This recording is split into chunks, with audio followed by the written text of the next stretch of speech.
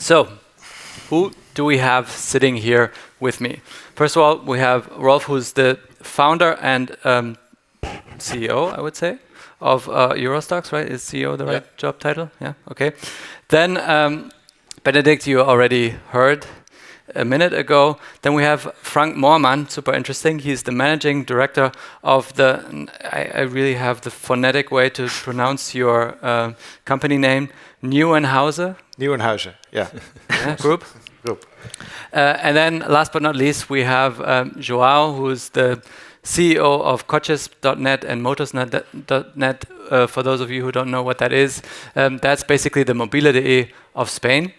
And we've been working together for a long time, but we have rarely ever talked about the two topics of today, so that will be super interesting for me also to learn your perspective on these topics. So maybe we start with you, Joao, right away. And we heard a lot from Benedict already, but what changes do you see, or how do you see the importance of cross-border trade in the future for the market of Spain? So I think Spain is lagging a bit the evolution that we see on EV penetration and the leasing perspective and the usage of cars. It's more of an old country, an old perspective country where you see more, I like to own the car, and it's more petrol heads than EVs, and we can talk about why that is. But I think cross-border trade is still important for Spain. We're more important importers than exporters. I think currently it's roughly 5% of used car sales actually importing, and we import from Germany and France mostly German cars. I see that importance growing in the future, and we need to tailor for that as well. And just for perspective, we export, but we export more to Portugal, that was in grey, and North Africa. Older cars, and we do also, out of curiosity, we import cars that are older than 6 years, and very high-end cars from Germany. Why? Because, as Benedict mentioned, price-wise, customers are very price-sensitive, and they get very good deals in Germany that they could not get in Spain, given the price differences of new versus used car. And that imbalance creates the opportunity that then drives that profit that you mentioned. So important, yes, in the future. Currently, not the majority of the market as we stand. Mm-hmm. So maybe let's get the perspective of the managing director of a dealer group. Frank, what is the importance of cross-border trade to your business today, and how do you see that evolving over the next 5 years? Yeah, we already saw it evolving last year's heavily, and I think we're heavily dependent also on other markets to either get the cars to the Netherlands to resell to other customers and end users. But also in the future, if I see those borders evade to like not a barrier anymore, I think that's a real trend, that we can easily access all Eastern European countries in terms of export, that we can much easily access Germany to buy cars and everything like that. So it's easier to step over the border. And also, if you look at the scale of the Netherlands itself and the car market, then it's not that big. I talked to someone from the UK just recently, and the market there is like 5 times bigger even than in the Netherlands, and that's the thing you need to take into account if you're a Dutch dealer. It's just a small country, and we tend to think big always, so we need to do that cross-border trading. Yeah, that's great, and it's great to have experts supporting you on that. So, Rolf, cross-border trade is your thing, right? So what's your perspective on the future development? Are you in the right spot with your business, and what does the future look like for you? Yeah, thanks. I think we help, as Eurostoxx, international non-German dealers to be successful on Mobile.de, selling cars and trucks. There's also truck dealers here, or vans, commercial cars. And there are a couple of reasons that I foresee that the cross-border trade in the next 15 years will grow, and then we can talk later maybe at the Battery Act. But for the next 15 years, and it's first of all, there are 250 million cars driving around in Europe, right? So that's a big number, and they need to go somewhere. They go to Africa, Eastern Europe, from west, from the north, Scandinavian countries, to the south, to Spain. Second of all, we have EV transitions going on, right? And in Holland, Norway, I think we are ahead of it, right? So 5% of our car park is already BEV. So, but for example, in 2019, because of the government, we sold in Holland, the number one model was the Tesla Model 3.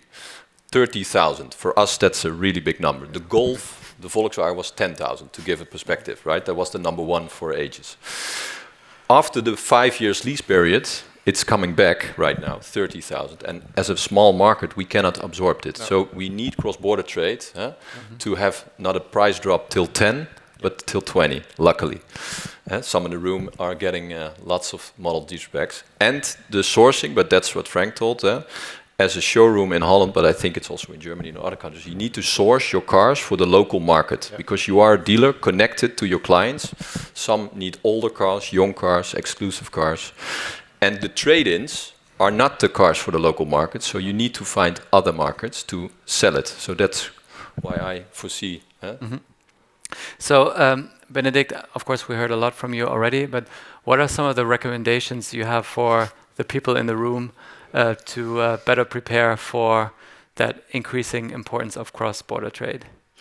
I think first, and it's a relevant point, and somebody of you would smile because you're already doing it, do not think in countries, think in a European Union. So more than what Frank said, without borders, like think it as a market. And then think about really where you can make money with your cars you have, or where you can maybe also you have in demand in Germany, which you can fulfill with a car out of Spain. To really think about like profit pools and see Europe as a profit pool. Maybe you're located in the Netherlands, Germany, wherever, but think as a profit pool.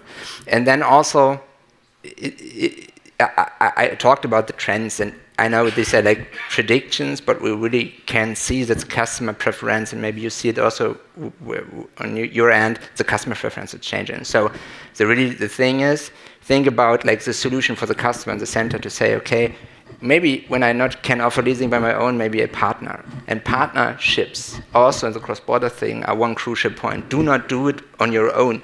Partner. Because you can make the cake bigger, because somebody has maybe capabilities you do not have, and also the way around. Therefore, think in partnerships. And the other different importance is, we know engine types will change. So you can squeeze a lemon now with combustion engines. That's fair. I would do it also. So I'm out of the industry, so completely agree. But don't close your eyes in front of this transformation, which is like quite happening. So be open and say, okay, that will happen. What does it mean for me? Which partnerships I need? Whatever. Which products I need? What the customer really wants? Because I want to make profit in the end. These are maybe. Yeah. If I let me add. The user view that I can bring as a marketplace to this EV situation. And I think there are three main barriers to EV transition right now. First one is the price, and we talked about it. It's still more expensive than the combustion engine. So there are different subsidies in different countries that may make the EVs more attractive to users. We need to see that pricing drop, or at least the relative price getting to parity, so that we see the EV penetration increase. Second one, what is the value after my usage?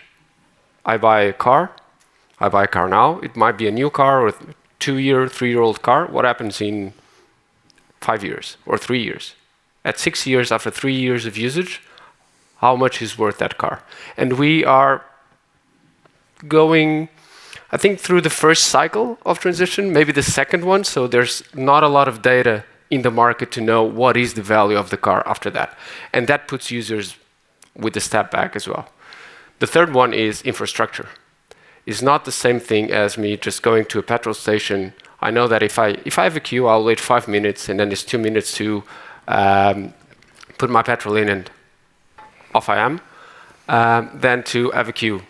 If I have 2 cars, it's probably 1 hour delay. And then I have to wait another 30 minutes for my car to get charged. Yeah, then there's supercharged, so on and so forth, yes, but still people do not realize or do not trust the infrastructure that we have.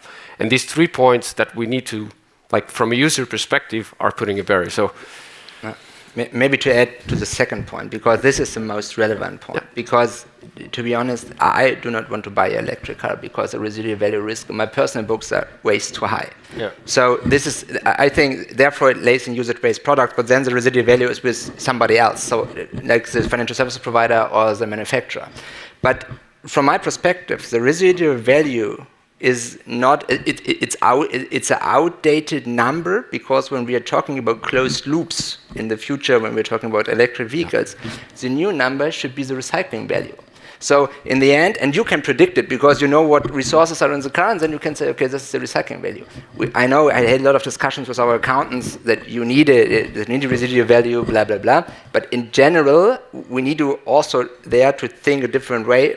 So from a different perspective to say, okay, what's the new measurement when we're talking about like that's only at the very, very end. Yeah. You know, when you bring it to the scrape. Yes. Yeah. So what do you do? I want to add the fourth reason. Yeah. I think dealers and car traders are advertising EVs as if it's a diesel or a benzene. Yeah. So it's at a pano or it's head up. People don't care. They want to know what the worth is in 4 years. People want to know how quick you can charge it in 20 minutes. People want to know how it about in the jobs or at home. I live in Amsterdam, 3 high. I don't have solar panels on my roof, right? Mm-hmm. So I have different questions if I look at an advertisement. And please take a look at all the platforms. You see an EV advertised as a fuel or a benzene with kW's, kilometer, year, you know, all the stuff. But people want to know different things. So maybe Mini, for example, take a look at those corporate websites. They are in Holland trying to get into the eyes of the EV doubters. What questions do they ask? And that's not on the advertiser, so please add that, because that will help the transition. A lot of future for leasing and subscription in terms of EV. Yeah.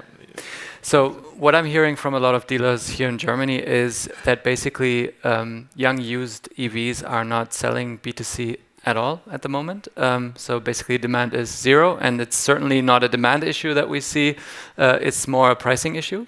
And then when it comes to pricing, there are these opportunities in other markets where you still have government subsidies for used EVs. So for example, we see a lot of B2B sales to the Netherlands, from Germany to Netherlands, to Portugal, to, of course, the Nordics.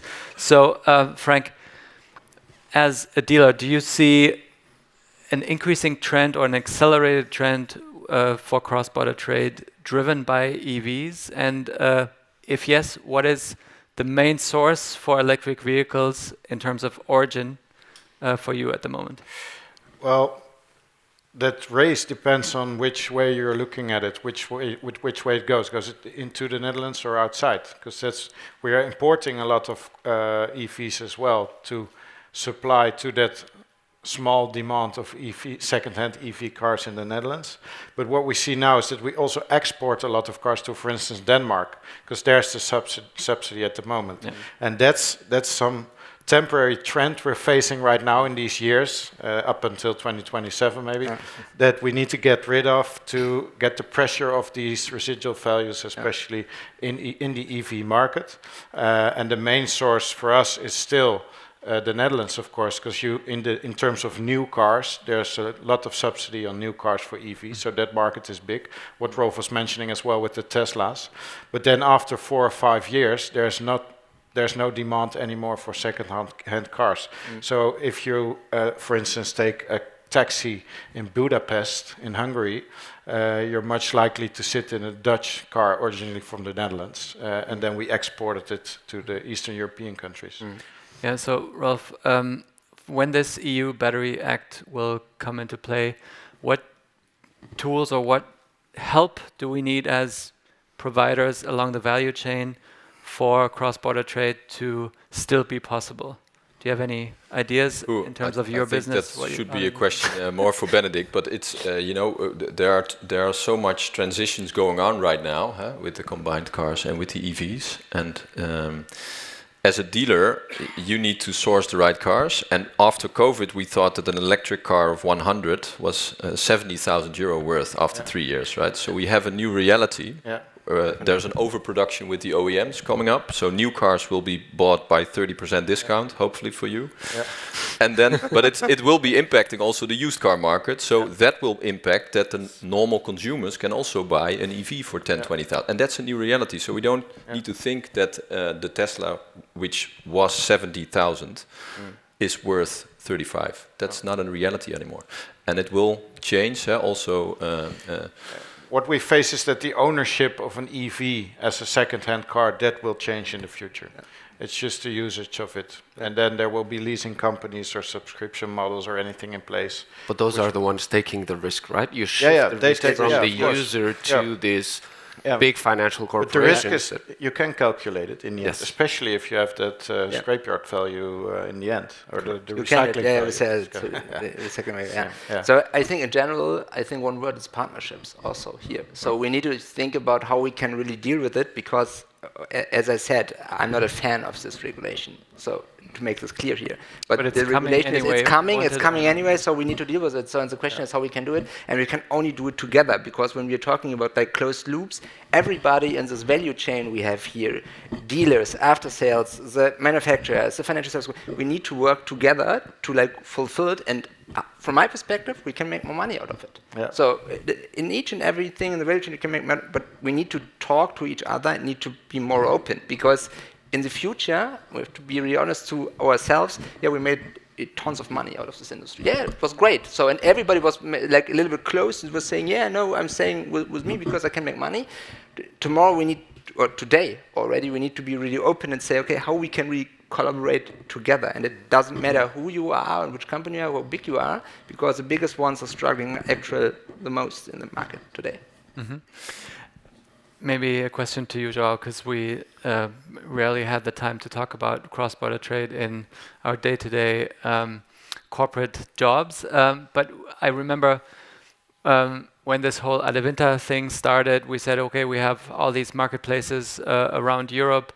Cross-border trade is a thing we believe in, so let's do something together to facilitate this. And 3 years later, nothing has really happened.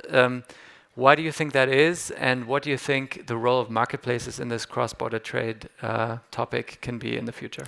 Amazing question, very difficult to answer. I think each of the marketplaces is a bit tailored to the market itself, where we have local users that still prefer local buying. As I said, only 5% of the transactions happen cross-border trade on used vehicles, so 95% of the users actually prefer the local market. So the question we had at the time was, how can we manage 1.5 million listings in Mobile with 300,000 listings in Spain? All of a sudden, we as marketplace that we need to cater for that balance of demand and offer, how can we digest all that? And then the question becomes very difficult on, is it just importing the listing, but without showing that the listing is not local and you need to wait 2 weeks, and maybe it's not 2 weeks because it needs paper and it's paperwork and it takes a month or so. So it becomes very, very tricky to cater for that. So I think what we discussed at the time, okay, can we do it B2B? And instead of looking from a B2C perspective where we put our users in contact with the dealers abroad that might not speak the language barrier and so on and so forth, maybe we can cater for B2B. Because B2B, there's an opportunity there. Why? Because we'll be serving our clients and at the same time serving mobility clients. Yeah. And that's the approach that we are more thinking on cross-border trade, helping the dealers that we have as clients locally, and that might be, as it was mentioned, as partnerships, might be an international partnership between dealers, might be as consolidation, and a German dealer might publish in coaches.net, and we need to cater for that as well as the pie of cross-border trade grows. We're very close away from that in terms of B2C perspective, because we are already investigating for ourselves as from a dealer holding perspective to put some other partners' content on our own website, because we're already showing these cars that are coming in 2 to 4 weeks. You know, we are acquainted already to the picture that the pictures will follow soon and anything like that. So as a perspective from that point, we do want to advertise cars, for instance, from Spain or Germany or whatever, as long as the end user, the client, knows what to expect. It's just the expectation management thing. Yeah.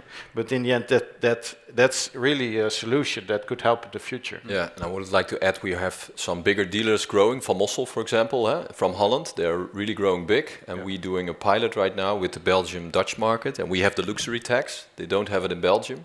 So they have one Van Mossel website where they have the complete stock, because you don't want to have a customer on Van Mossel that doesn't find the Golf who is on Belgium side, right? So they're creating one marketplace, and they will fit in within 1 week the delivery. And you can deliver at your home, or you can deliver at your local dealership, because they have 200 local dealerships. That's not the problem. You need to wait anyways for a couple of days. So Van Mossel is a great keyword. We'll get to that a little bit later, because they just acquired Nordostsee Automobile in Germany, and we will talk about dealer consolidation in a minute. But I would like to continue on where you left off. You said, okay, between Germany and Spain, maybe it's more of a B2B game, and B2C might be challenging, at least from a marketplace perspective. We do have B2C examples, though, and that's a perfect segue. Thank you for that answer, as if it was planned. Rolf, we've done some pilots, and more than just pilots, between Germany and the Netherlands. Can you talk a little bit about the collaboration you have with our of course, mobility team, but also with Marktplaats in the Netherlands? Yeah, our marketplace, Carsharing is Mobile is Marktplaats.nl. And we have around 250,000 cars online in Holland, so like 1.3 in Germany, right? And I always say we're 1.4. Sorry for that. Before COVID number was that, right? Yeah. Since 2008, we are partnering with Mobile, and 10 to 20% of the stock of every dealer, on average, could be also sold abroad, right? So you wouldn't miss a chance if you have a buyer in Denmark, for example, and you don't have a buyer. You can shortage your days on stock, and that's what you want, because that's where the money goes. We are recalculating those cars, and we can see which cars could be cross-border trade. So that's the collaboration. So for Dutch dealers to easily get the right car on the international platforms. But then Partner Up comes in. So you have the right partners to export it, because it, paperworks, other languages, etc. We will talk about it later with Boswell Trucks also. They have 18 languages in their company. Or you have a specialist like Frank, and maybe you can tell something about it. So if you are a bigger holding, you can make a cross-border trade business into the business with specialists, because it's, you don't do it in one WhatsApp call, right? You need to do more. And advertising is one for the right price, in the right language, in the right way. But then selling we stepped into that from the dealer holding perspective. We saw that opportunity as well, but that needs some consolidation, and you need to be a little bit bigger to do so, to take that step. And what we did is we hired experts from the market that were usually working with those businesses that arranges all the paperwork and everything, and we took them to ourselves inside to do that exporting, to buy cars internationally from other countries. And that's something we do in-house now. And that's a trend you see as well in the Netherlands now.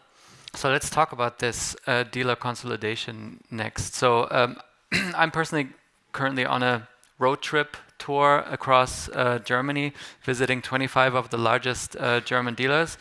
And some of them are saying that they get offers to take over a dealer, maybe 1 or 2 rooftops, without a successor in the family, for example, on a weekly or on a monthly basis. Some of them are saying, I'm taking 1 rooftop per year into my portfolio.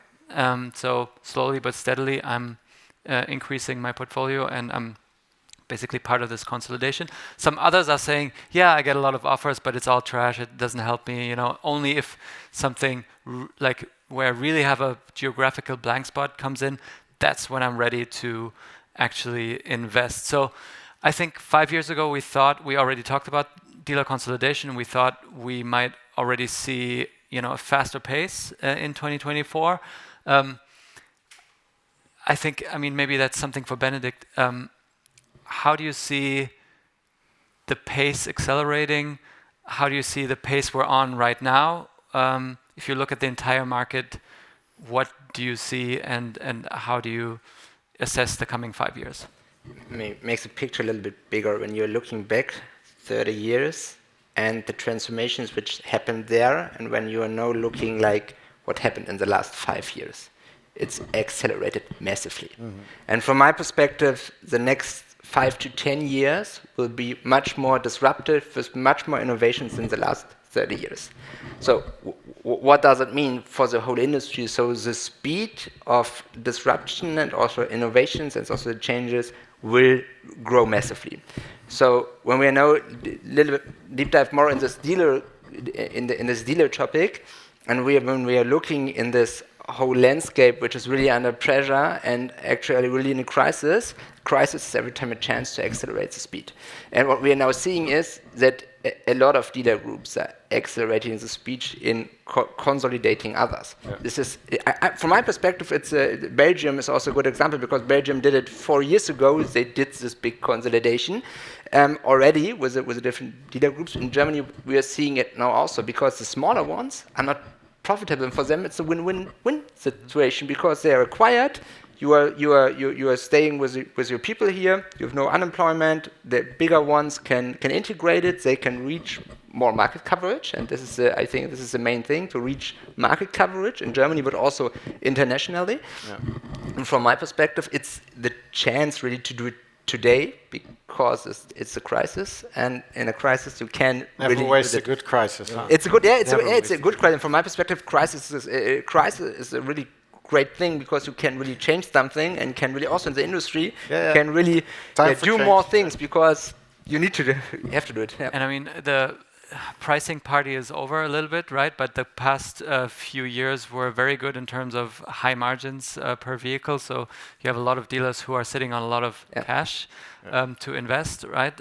So maybe speaking to a dealer, Frank. I'm sitting in a chair. That's not made out of cash. We're doing fine. But do you see this as a driver for consolidation, and how are you approaching this nationally and internationally at the moment? Well, it doesn't necessarily make it easier to buy other parties if they're sitting on a lot of cash, of course. But somehow we're talking rooftops now. That's what we did also in January. We took over a company with 4 rooftops. So 4 new locations added to our company group. And the consolidation is a thing. You need to step into that either way, or you will be out in like 5 to 10 years, or maybe even within 5 years. So that's a thing. Also because you need to invest in a lot of more things to be competitive in the future. Also cross-border, so not even within your country, especially for the Netherlands. In Spain is a much bigger country, so I cannot compare to Spain or Germany, for instance. But for us as a Dutch dealer holding, you need to look cross-border, but that doesn't necessarily mean you need to start activities over there, or you need to take over different companies over there, because for that to do so, you need to have another skill. Because you have market dynamics, and you have like Germans that are on the clock and Spanish that wants to go for lunch break maybe longer than 1 hour, and you know all the sayings. So it has all the different market dynamics, and to step into that as an entrepreneur, that's maybe something else. You need to have a bigger skill like Emil Freyer from Mossel or whatever. But what we do as a smaller dealer group, we're top 25, 30 in the Netherlands. We do a lot of business cross-border, and we can start a GmbH or a GmbH here in Germany, for instance. So you need to look at the opportunities in Europe or even worldwide, especially in the truck business. You can go outside Europe. So that's something you need to look in. One follow-up question here, because I'm very interested in this after my discussions with some of the large dealers in Germany. And maybe that's relevant for some in the audience. How do you value, so what's the valuation of a dealer that is up for acquisition, right? I heard many different calculation methods. The worst one was real estate value minus teardown cost. That's the most it's always 0, one. right? Yeah. Of course, you look at the entrepreneur value. So the what's it really worth in the books, and then you're talking about goodwill. I think that's the topic you want to address, and that is strongly dependent on the brand, the future of the brand, the region where you're locally active. and the number of rooftops you're carrying, or the number of sites and people. So a big company to take over doesn't necessarily means any good, because it can also be a very inefficient company, for instance. So in terms of brands and like Volvo, for instance, because we are carrying Volvo, you're buying zip codes as well, and zip codes are not that expensive, so to say. Yeah, the funny thing is that dealers think that their name for the last 80 years worth it a lot. But as you mentioned, the make model Volkswagen is less loyal to brands. Yeah. But it's also less. You forget the name 3 years ago. Yeah, who are you doing business with? With Volvo or with Nieuwenhuizen? That's a good question, and our marketeers cannot even answer that question straight away. Yeah. I think that's a super interesting one, because on the one hand, everybody knows that a Golf is a Volkswagen product, but an ID.7 is also a Volkswagen, and we all in this room might know that this is true, but for the end consumer, this is getting more difficult. And then you have brands and new models, and they have to establish themselves. So that might be an opportunity for your dealer brand to actually be stronger. So, you said a little bit about that already, but how are you investing in your own brand positioning and marketing as a dealer? Yeah, well, we rely still on our name, of course, because we tend to think that it carries some value. But we also don't look away for the fact that, for instance, now we're opening up 2 stores of Lynk & Co. We start retailing Lynk & Co. next month in December. And we're still in that discussion. Do you even have to put your name, or is it just Lynk & Co. Apeldoorn? Or is it Nieuwenhuizen, Lynk & Co. Apeldoorn? You know, so, but you need to be investing in things that you keep relevant, and don't look away for the fact that clients can choose, and in the future will more choose just the brand, or even the monthly payment. I think that's also a trend where we're looking into. Florian, let me bring a contrarian view. Yes, please. Generate more discussion. Yeah. I think consolidation will happen and is inevitable. Almost in all industries, we've seen that. But I think that the capillarity distribution of technology is actually might decelerate the consolidation trend that we've seen in the past. Why? As Ajay mentioned at the beginning and the opening, we as marketplaces are also there to provide tooling. Not only marketplaces, but a lot of tools that in the past would require huge investments to be done will be readily available to all the dealers. So I do believe that there are still a lot of opportunities in the market for small dealers to actually start business and grow. And I would not say fight the consolidation, but survive the consolidation. It's about the companies that are inefficient and do not adapt to the new demands and the user needs, and adapt to new pricing, new technology, that will suffer the bad consequences of consolidation, because they will be bought as inefficient companies. They will get the value of real estate minus tear down, and that's their value. The ones that are efficient, they will be able to sustain business, or if there's a better option and consolidate and merge into a bigger corporation, that might be the way they decide to go.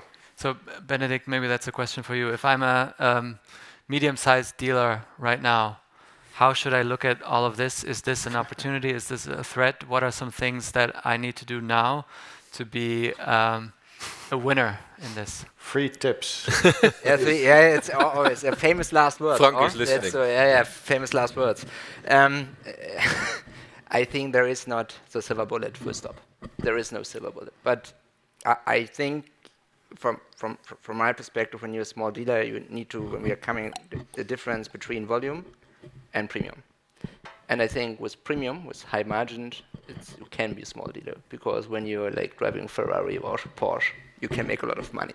So when you're volume one, I would say also when you're small or medium, think about what you are really delivering, and when you are standalone, what Joao said, I would make a question mark behind it, because volume segment, as it said, volume, it's a scale game. So in the end, you need a scale to really survive. And then we are going also maybe go down the volume stream. Then also the question is, in which region are you located? So are you in the region where the demand is really high and you're the only one as a small one, but then you are also in this volume game again, because then you have a proposition where you can really stay and sell cars. So, but when you're in a region where a lot of competition is, the key question is, can you really survive against the bigger ones? Or should you say, okay, just buy me, I can make money out of it, I will stay on a roof of a big group, and then we can do all the things together and also invest in things. So from my perspective, when you're talking about like platforms, I can say, okay, yeah, then low down really your costs, then maybe it's an opportunity to collaborate as a small dealer with you, but when it really is, you have to pay a lot of money and you have thin margins, because the market is changing, as we all knowing, party is over in the used car segment. Then the question is it really for me valuable to cooperate with a platform to scale me? Or if I said I go under a roof with a bigger dealer group and use synergies? There's always place for a local hero, but it's tough. It's a tough game. It's a tough game. And also the question is, when we're talking about loyalty to a brand, when I'm a dealer in a region where there's no other dealer, then you're loyal to a dealer because then you are going to Müller dealership. And Müller, there is my personal salesperson who's like talking to me. But I think this is getting raw when we are in Germany also, when we're talking about this consolidation, also North Austria Automobile and so on. So in general, it's getting more bigger, and therefore also the loyalty, the question is, if in the future, I think today it's like with this generation we have, and it's a generation topic. It is a generation topic. So it's also with everything. So when we're talking about the current generation, okay, they are going to the dealership in the case of I want to talk to my salesperson and I want to have this salesperson. And I think in the future, it doesn't matter if you go to Moll, Van Mosse, whatever, you're going to the dealership and saying, okay, I want to have this car, maybe look at this car, I want to have this. Especially with the online trends. It's going much and the online. trend to using a car. Yeah. So look at the different, in the future we will not stick you can't stick to this variants of cars. So 75 variants of a steering wheel at a Volkswagen Golf. Are you kidding me? Yeah. So why? It's a steering wheel. So it's nice. So have one variation. Take one. So take one. Take one. So and I think this trends will also let in the fact that you have like you're using a car, the generation is changing, and this is also affecting directly like dealerships in the way of behaving. And therefore, I think it's a good opportunity if you have the opportunity to really go on the roof of a bigger dealer group to lift the synergies and raise the bar together. Yeah. Rolf, do you see a big correlation between the two topics we talked about today, cross-border trade and dealer consolidation? Is one driving the other? It has to do with each other. The good thing for you is you have visiting now 25 dealers. In 2 years it will be 10 in Germany. Right? So you have more time for family. That's good. But and Zhao would say, the young people who are adapting the marketplaces and the market data and are buying and selling very quickly, like we heard here, 60 days, 90 days, 100 days of stock. It's unbelievable that we are still here. And in Germany, for me, not to be not polite, right? But they're sending Excel sheets to each other, right? You told me yesterday there was a dealer 4 years ago who didn't have an email address. I didn't mention any names, right? No, you didn't. 50% of German dealers don't have an own website.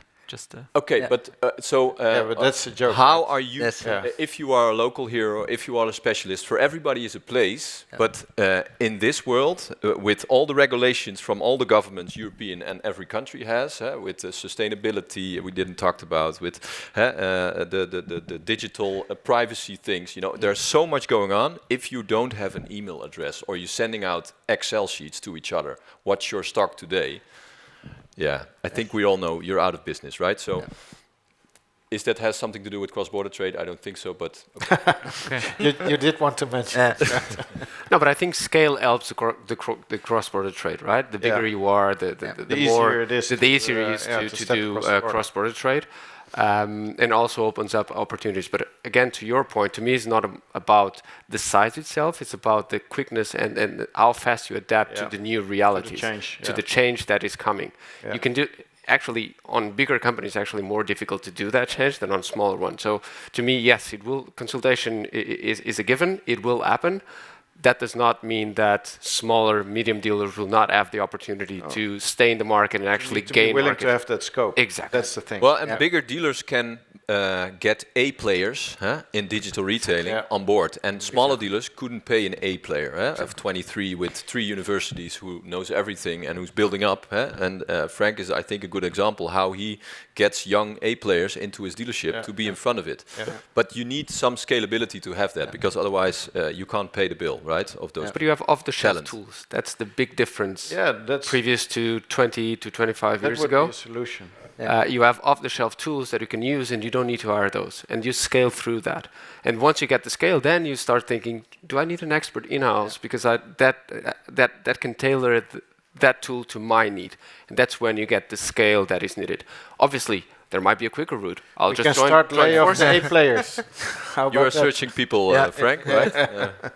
So, thanks a lot for this lively discussion. I think we owe a big round of applause to Rolf, Joao, Benedict, and Frank. Thank you very much.